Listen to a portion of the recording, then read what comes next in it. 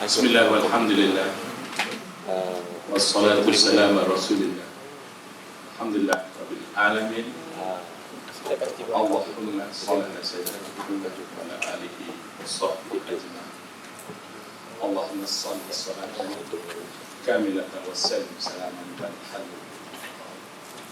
wa tanfarij bihi al-qura wa tunal bi ra'atik wa asqus al-hawa wa istaghfar bi wajhil karim wa ala alihi wa sahbihi fi kulli lamhatin wa nafasin ya rabbi.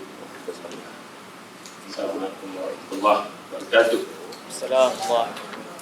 I would like first of all to thank all the organizers, Riva, Universal, Bandito, for inviting me to deliver this speech. Inshallah, this is the second time I'm coming home to UIA. The first talk was about last year. Well, first of all, I would like to apologize on behalf of the conference.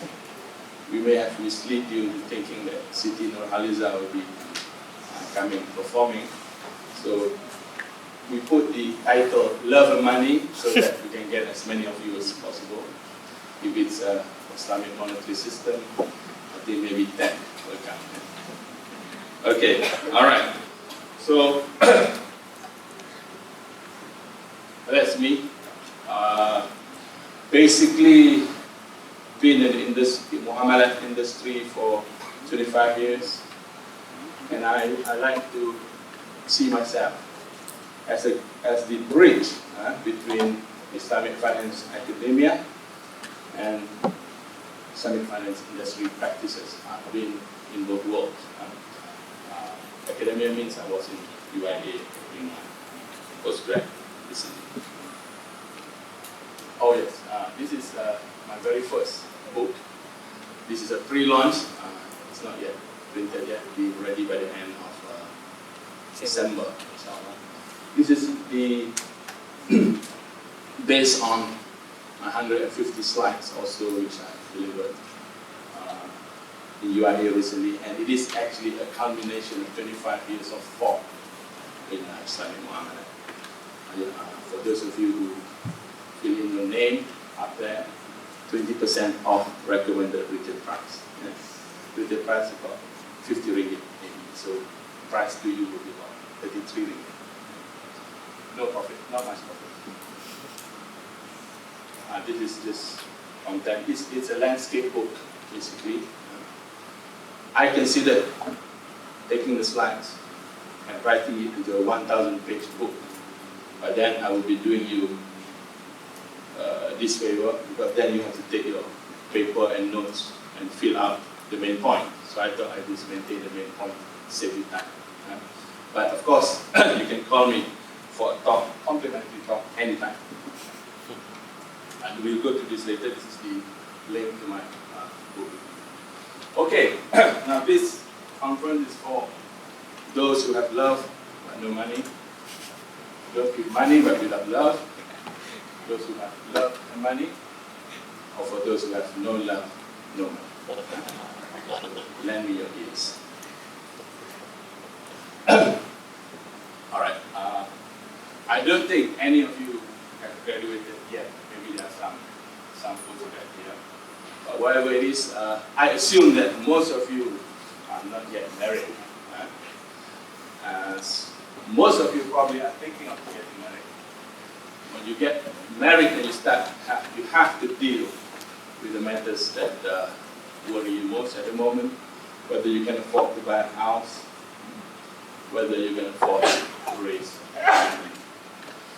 Now, the message that I'm going to deliver to you this morning is a message which has not been delivered by too many people. Of course, there are groups of us that have not been delivered by too many people. It is about whether you can afford to live under the current monetary system. And it's not just that.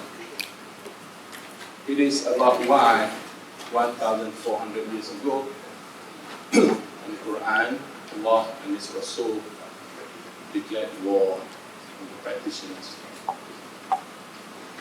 فأذان الإرهاب من الله ورسوله. It's also about why we are about to lose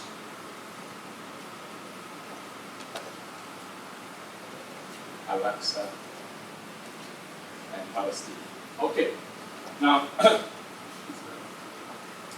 all right, let me just show you how much I earned when I started work in 1982. Exactly back how old I am. I can tell you if I travel on the train, I get 50% off. I did a degree in UK economics, then I come back and I started work in 1982.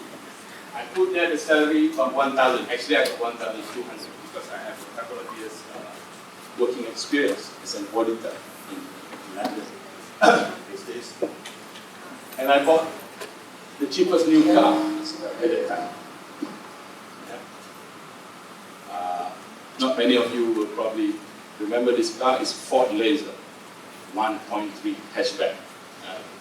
So that one, at the back there is that triangle windscreen. On the Mazda side,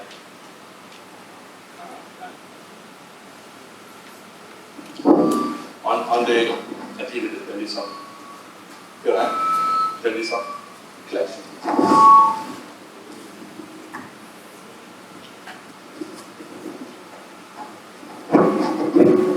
Okay, which one's better?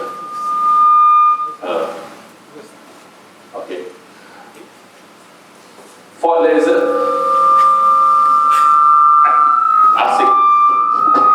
I'll stick to this. I think there's some interference.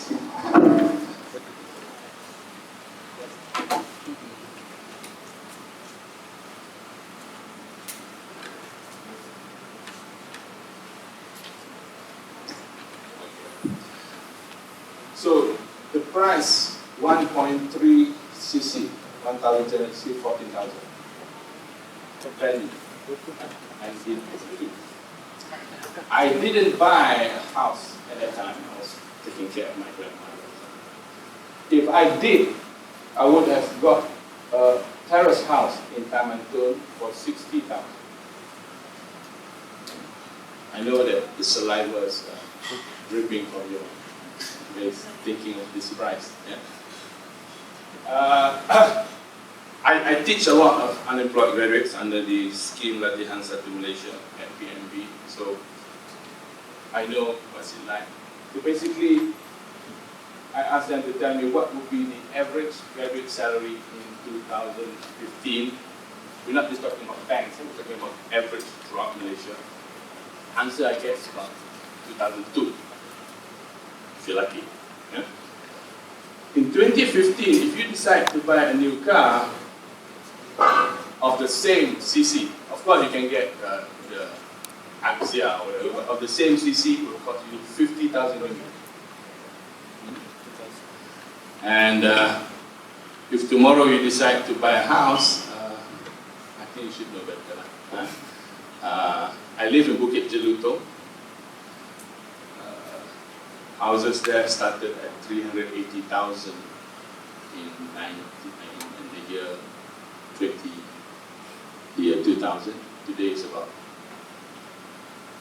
800,000.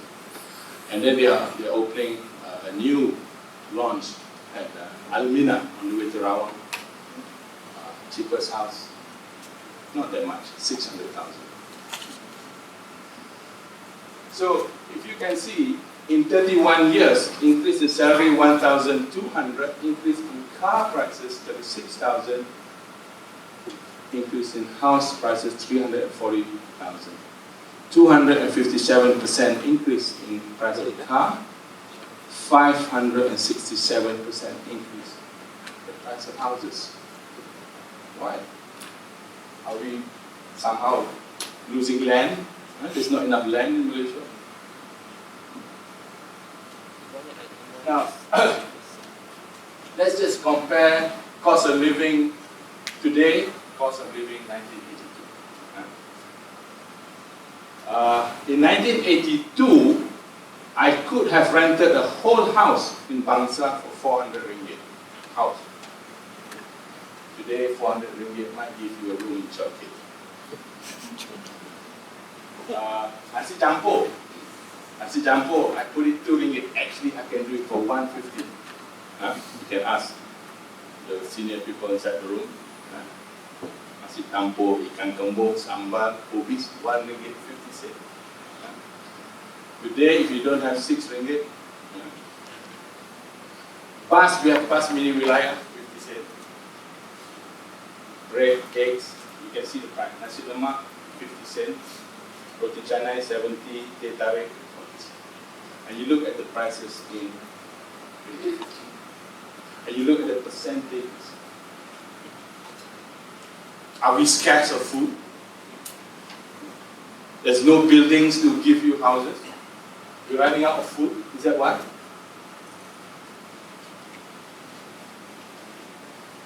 Now, let's say some of you may graduate this year, perhaps. Let's say those of you who just graduated this year, you go out, you're lucky enough to meet someone, you're going to get married. Okay? Now let's see how much money you need as a newly married couple in 2015. Okay? All right, car, your rental, your installment at least 500 ringgit. That's cheap. And then where are you going to live? You can't live in a room in childcare for 400. You have a wife, mother-in-law, father-in-law when you come to the camp, so have to be respectable. You rent it, I don't know where. Okay. Kitchen, that's the barang dapur, and the things that your wife wants to cook. From grocery, 600. Petrol, toll, parking. These are all underestimated. I don't think you can get parking 200 ringgit in KL today. Lunch, giving you about 5 ringgit per day. I'm talking about KL, not UIA canteen. Electric, water, phone. That is indispensable now. Then, of course, you need to give some pocket money to your wife, assuming that she's not working, and some money to your mom. You need 3,026 ringgit a month. And what did I say your starting salary was? 2,200. On your first month, you are short of 1,200. And that's where all the credit card salesmen will love to see.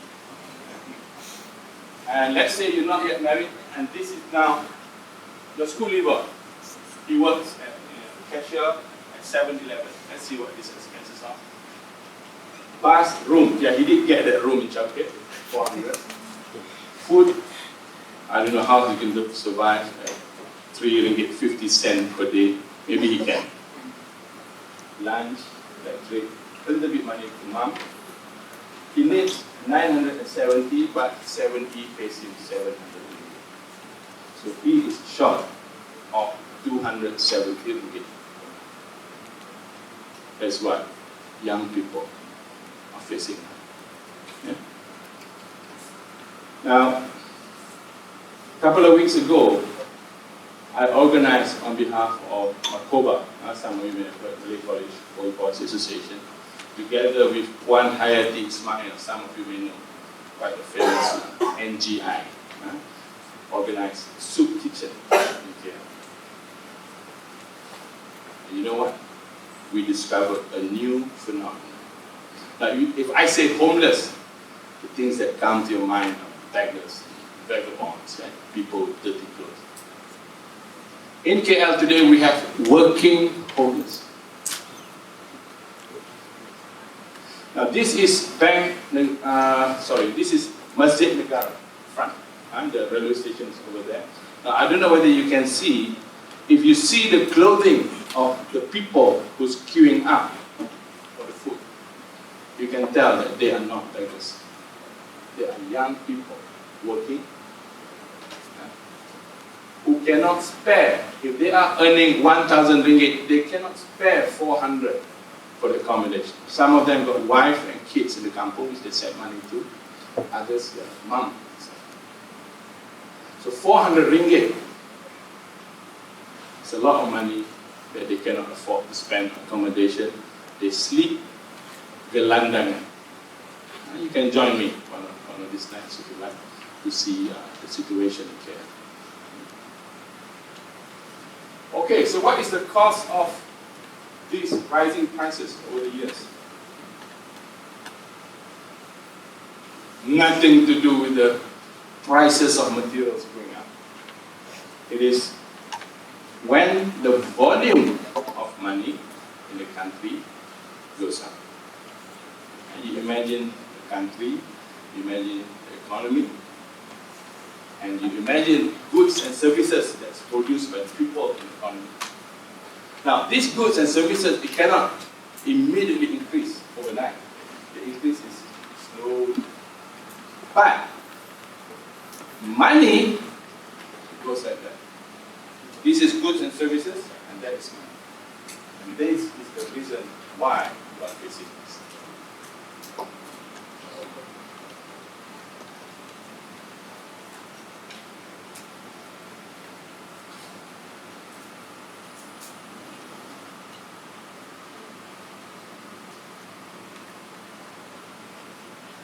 The reason that you are facing this problem is because money increases at a huge amount constantly when the goods and services does not keep pace with yourself. That is the problem. If you wish to discuss fatwa with the Sharia people, scholars, tell them to forget about the furuk transaction, talk about this. The effect of the fiat money system today results in the increase in the volume of money for goods and services. That is what it's all about. It's not about ribawi transaction. It's not about full discussion. It is about the volume of money in it. That's what it's all about. Yeah. It has never been addressed by the scholars today. Now, this is what it's all about. Okay? If you look at the blue column, which represents goods and services, and then the darker one is paper money. It is the bank money that's creating the problem for you.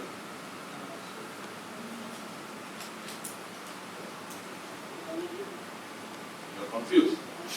Huh? Bank money? What is it that you're talking about? Is it paper money the only money in our system? Isn't it? There is another form of money? Yes, there is. Yeah. This paper, okay, paper money, is only about less than this time. Alright. So the result of all this increase in prices is when banks overcreate what are called checkbook.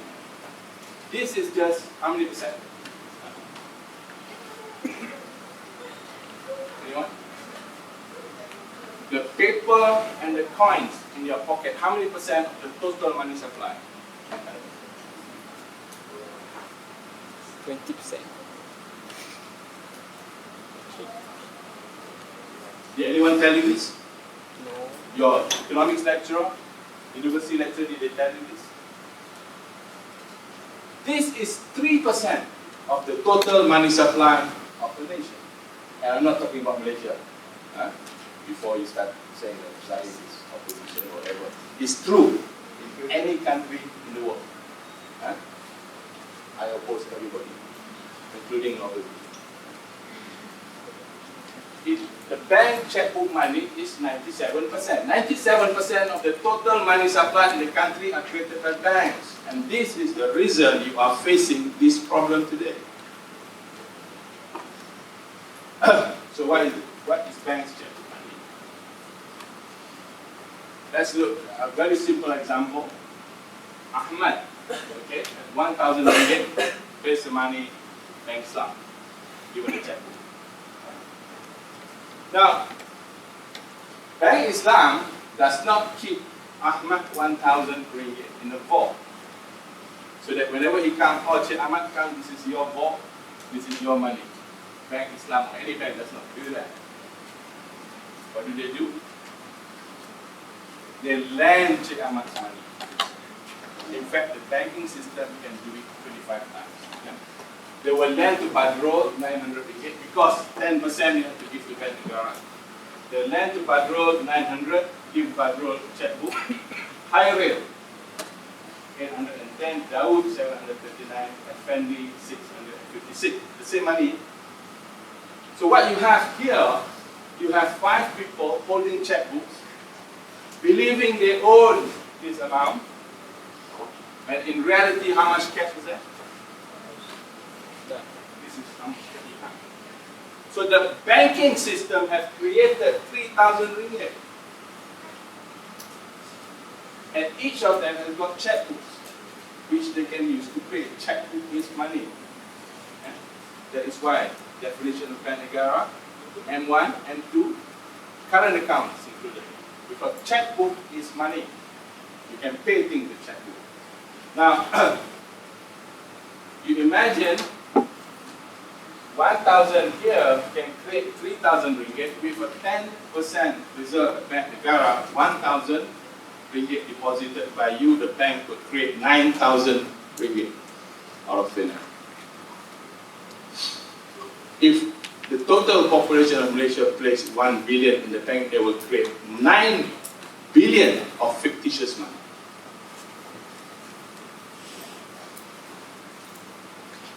If it's 1 trillion, they will create 9 trillion of fictitious money. So are you surprised now? Are you surprised why volume of money goes up and we suffer from inflation?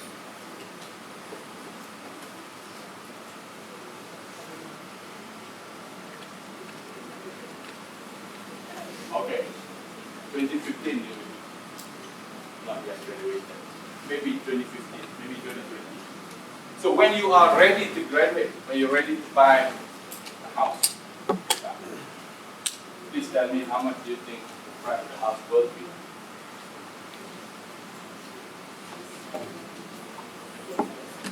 So you might be commuting from Sungai Siput to work here. But that's the only price you can afford. And then you get married. Then you have children. And your children will start work in 2050. Please tell me what you think the house price is for your children in 2050. This is the system we live in. This is the system nobody tells you. Why, Salman? Why? They let them don't answer. So we are creating this awareness so that we are one people who want to change. We want to go back to what is allowed. Okay, so how to solve this problem of constant and unending rising prices? No two ways about it. We have to abandon this system. They call it fiat. Fiat is Latin, which means do it. Okay. Okay, sorry. Can you hear me? Is it better?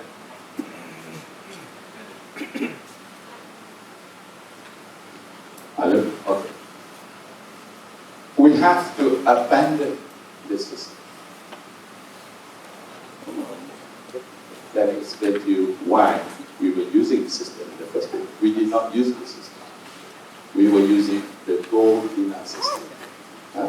But today, we found ourselves using the fiat system. And some people refer to me as the mother of our riba. You create a banking system to avoid riba, but you are a riba creating machine yourself.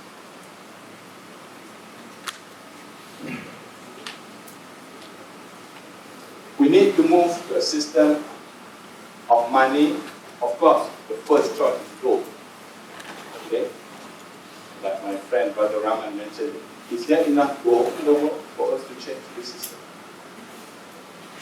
Okay? That is why I'm proposing. Now, this is going to be your master's thesis or your PhD thesis. I'm going to propose that money be pegged against GDP, monitored by an international Al-Hisbah organization. Al-Hisbah is an organization that controls the marketplace that existed in the days of the Prophet. And we have to bring this institution to 2015, and it will be an international institution.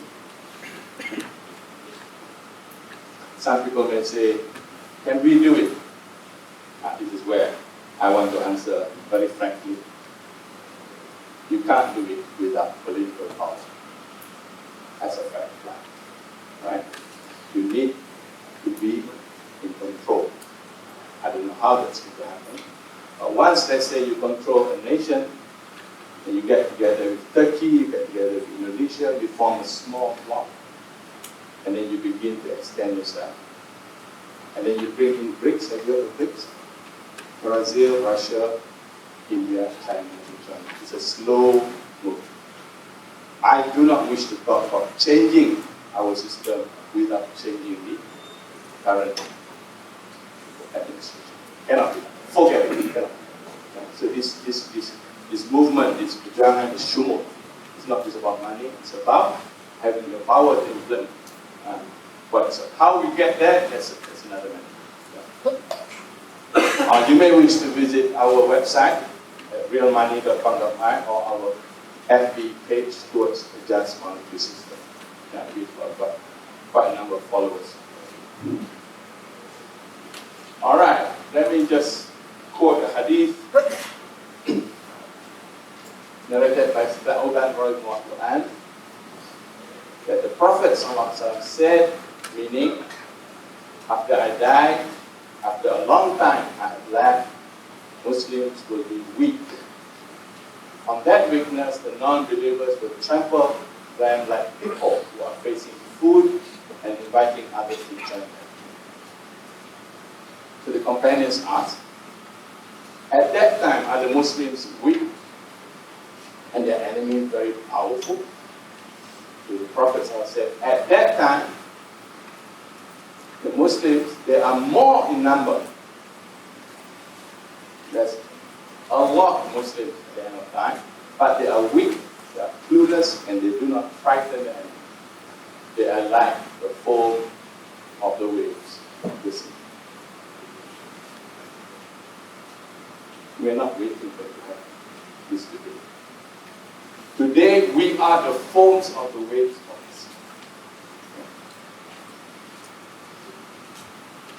Why with that number, they are like foams of the waves in the ocean? Prophet replied, because of two diseases, Al-Wan, and love of the world, fear of death.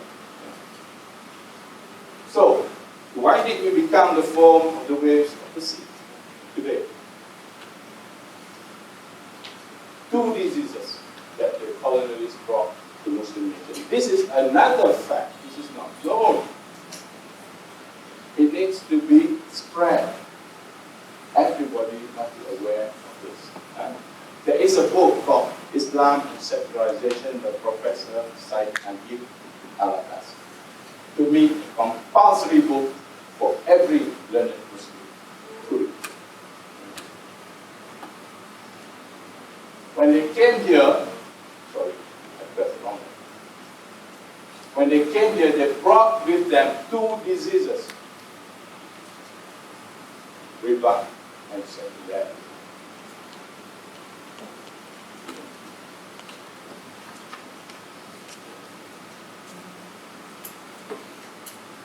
Do you see the ayat in the Quran on riba?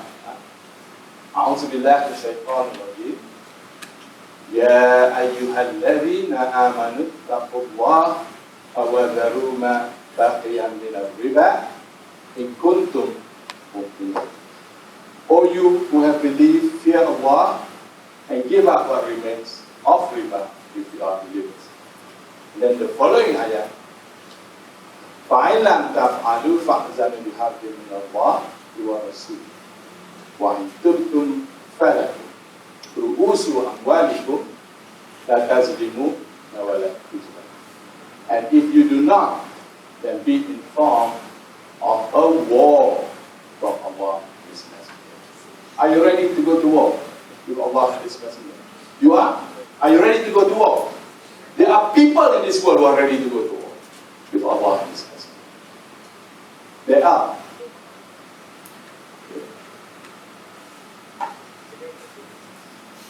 But if you repent, you may have your principle. You do no wrong, no do wrong. Now, just comparison. This is the Quranic ruling on alcohol and gambling. Al-Ma'idah 91. By means of intoxicants, at the beginning, by means of intoxicants and games of chance, Satan seeks only to sow enmity and hatred among you and to turn you away from the remembrance of Allah and from prayer. Note the admonishment. Will you not then cease? Tidakkah kamu mau berhenti? Will you not then cease? And let's see what the Quran says about riba. فَإِنْ لَمْ تَفْعَلُوا فَأْذَنُوا بِحَرْبٍ مِّنَ اللَّهِ وَرَسُولِهِ. War. When it comes to riba, Allah and Rasul declared war. So what's the difference? Is it a big deal? Is riba a big deal? Of course it is. Today, riba rules the world. It is actually forbidden by all the major religions. Alright? Judaism, riba is haram for other Jews. But it's halal for Jews. Yes. Yeah. In Christianity, the verses that prohibit riba is still inside that. It's still inside the Bible. But they have chosen to ignore it. And in Judaism, you will see that usury is a tool we use to control non-Jews. I will explain. Now, how did the Christian legitimize usury? Now, we have to be careful. We have to understand the mistakes they made. Please do not repeat. So what happened in Europe was, when the church was in power, there was no usury. The church implemented the rule in the Bible. There was no usury when the church was in power. There was a time in Europe when the government was the church. However, in the 16th century, they began to change the teaching. And it began with a prince by the name of John Eck in England. He delivered a talk at the University of Bologna that the opinion of Aristotle and Aquinas, who opposed the practice of usury, is wrong. A priest. We also may have some body like that. Suggesting that interest is not allowed. And then it was followed by another priest, also from England, by the name of John Calvin, saying the same thing. And these two managed to influence a lot of other people. And in 1545, England passed an act of parliament legitimizing interest. They just defined a certain level of its interest. Above that, it is person. Not for us. For us, every single interest above the principle is person. Because we're not talking about the size, we're talking about the misallocation of risk. So how did the history of banks look like? It began in Venice, and the Christian merchants, what they did was, when they were afraid of the church, they bring in the Jews. They give the capital. The Jews was the one who was doing the interest business.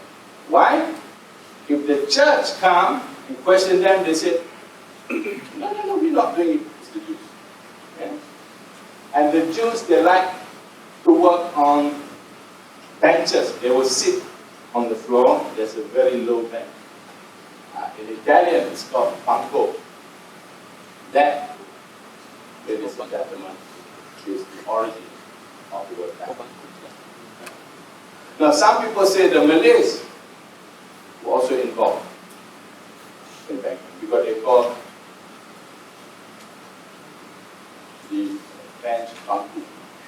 Right? But we call, the Malays call the branch bangku, so we must have been involved. Were we? No, we were not involved, but we were very good at stealing words from the Portuguese. And the industry spread to Holland, France, and England, and the injustice of interest-based lending is no longer questioned. And today, riba is planted in the hearts of Muslims who became champions of riba. What is wrong with riba? Nothing wrong. Why are you people making so much noise? Riba, upon which was declared war by Allah and His Prophet, is practiced to the widest breadth by Muslims. The British Empire set up the Imperial Ottoman Bank in the Uthmaniyah Caliphate in 1896. But we can be proud. We set up our riba bank earlier. In Malaya, we set up our riba bank in 1860, even before. So are you proud? Record, Malaysia Barat. Followed by chartered bank.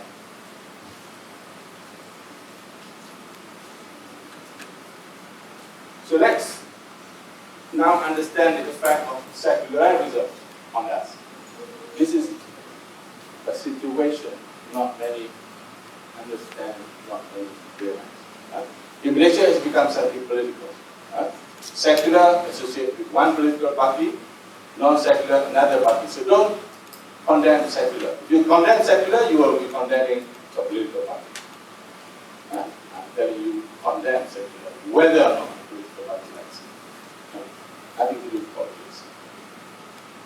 It is the problem of Western culture spreading into the thoughts and culture of Muslims. That's what secularism is all about. You need to understand that the church was in power in Europe. And they did not do a good job ruling the nations. They were hated by it. So the Europeans started a movement to sack the church. And once they are able to sack the church, they created this new religion called secularism. What they're saying is, don't worry, we are still Christians, but we don't want any element of religion in our life. Monday to Saturday, no religion. Religion only on Sunday morning. That's what they did. Yeah? It refers to the separation of religion from life. Yeah? And this phenomenon began between the 14th and 17th century in Europe. Yeah? So you have your John Eck, your John Calvin, your Robespierre, your Martin Luther in Germany. And these are the champions of secularism. And they were successful, they sacked the church. And they created life without religion. You need to understand that in your mind in order for you to understand our history. So it is the philosophical belief that separate worldly affairs from religion. Removing the role of religion and God from the affairs of the world. This is the pride of the West. Unfortunately, it also removed all traces of God from knowledge.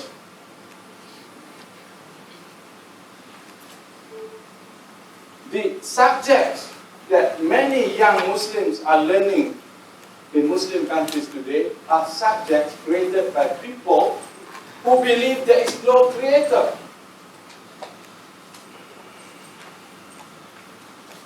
It began with scientists like Galileo, Descartes, and Newton who said there is no God in this world is ruled by mechanical laws.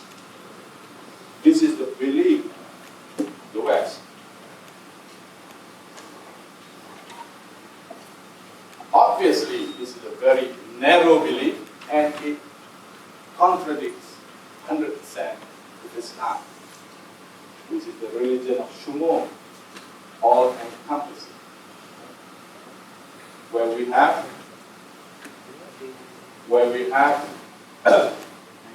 Islam in ibadah, in economics, moral, akhlaq, science, politics, military, jihad. That is religion in every aspect of our life as compared to what they believe. And this is the proud statement of the Turkish Home Minister in 1937. With our secularism, we have made certain that Islam does not affect the affairs of the state. Let religion live in mosques and places of worship. That did not get out of his word. Very proud statement of the Turkish minister after the fall of the Osmanian Caliphate.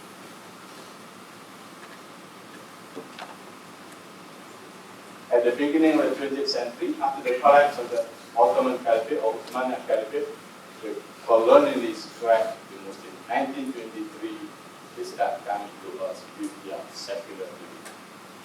We need to understand that. Okay? We need to understand how it affects us now. And they spread secularism to our mothers and fathers, grandfathers and us.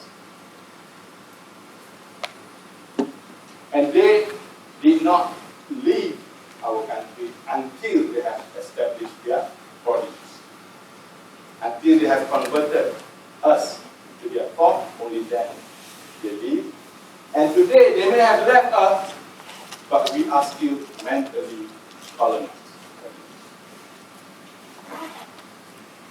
And today we have people that chant slogans that laws of Allah is backward and have no role in the worldly affairs. Today we have someone who wants to abolish jahil. This is what's going on. This is the effect of secularism on our people. Today, we have someone who wants to remove jahil, close down that. This is the effect of the thinking that has been brought by the West. If we say secularism is good, then let's look at our condition today. We are indeed like the foam of the wave of the sea. Our strength was when we were secularized, when we were shumo, when we were masters of both worlds, masters of Quran and Hadith, masters of worldly knowledge. That's our target. All of you not only masters of worldly knowledge, but masters of Sharia. An education system that delivered the shumul delivered. That is our target.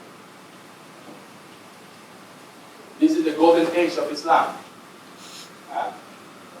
We control 2/3 of the world. We even control Sicily and Spain. We produce, the Islamic world produce scientists, engineers, doctors, chemists, physicians, physicists, surgeons, mathematicians, astronomers, philosophers. And the West, they use books which are written by our scholars, and they give our scholars funny names. In medicine, they have a book of medicine by Avicenna. Who is he? He is Ibn Sina, father of medicine. Al-Hazan, father of optics. Geber, they call Jabir ibn Hayyan, they call him Geber, father of chemistry. Al-Khwarizmi created algorithms that came from his name. Father of algorithms, among other things. Abu al-Qasim, they call him Abu al-Qasis, father of modern surgery. Ibn Bajjah, they call him Avant Pace, founder, among other things, the third law of motion. And Ibn Zur, they call it Ibn Zur, father of experiments. And there are more. We have Ibn Khaldun, father of economics. Ibn Rushd, philosophy, medicine, and science. Al-Faraji, algebra, calculus. Sid bin Ali, trigonometry. Al-Razi, measles, smallpox discovered. Ibn al-Nafis, circulatory physiology. Ibn Sal, law of refraction. Ibn al-Shadir. This is when we were masters of both worlds. We were masters not only of worldly knowledge, we were masters of Quran and Hadith. Today you are specialists. I am a specialist. There is no Sharia person who commands worldly knowledge, and there are many people with worldly knowledge who do not command Sharia. That is our problem.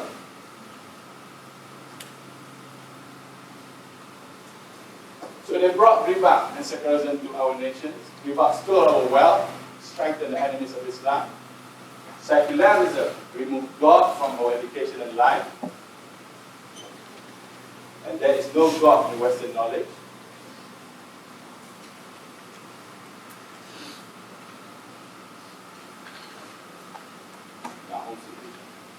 The subject that we still teach in Malaysia today. Subject brought by the West where there is no creator are the subject we still teach in Malaysia today. Do we not think? Except UIU and a few other USIM and a few other Islamic. All the other universities are still teaching riba economics.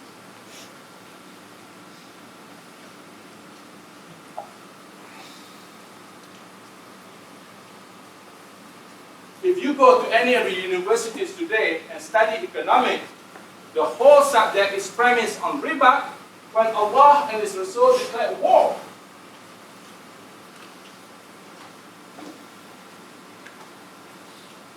We have biology that teaches man descended from apes. Medicine that does not recognize Allah. Law, if you mention law, it is the man-made law. It's not our Quran and Sunnah. History, the greatest man in the world is Abraham Lincoln. Muhammad Rasulullah is not in the history books.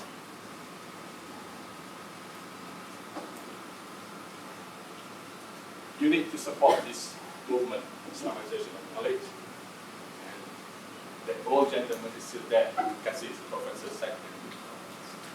He is the man who made us realize about this secular. We still have a long way to go. We need to change the subject that we are teaching now with the Muslims. I'm not just talking about Malaysia. Every Muslim country faces it. It is this phenomenon of still teaching the godless subject that continually extend the mental colonization of today's young Muslims to the belief in all things secular. What can you tell me from this slide? Do I need to explain? Why did Allah subhanahu wa ta'ala declare war on the practitioners of riba? These people used riba to pile a mountain of wealth. They took it to this country. They created a banking system that gives them more money and they fund both presidential candidates. America is not a nation, America is a continent. You need $1 billion US to win the presidential candidate, to win the presidency. Their election is normally in November. In October, they pretend they have to choose between Democratic and Republican. But the fact of the matter is they fund both candidates. So whoever becomes president needs to play at the winning war. This is your Obama, it's your Bush. And are you surprised who is now threatening us? This is what it's all about. فَأْذَنُوا بِحَرْبٍ مِّنَ اللَّهِ وَرَسُولِهِ.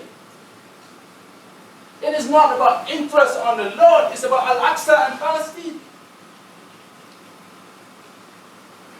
I think I will stop here. The 3 slides, you leave it for some other time. It's about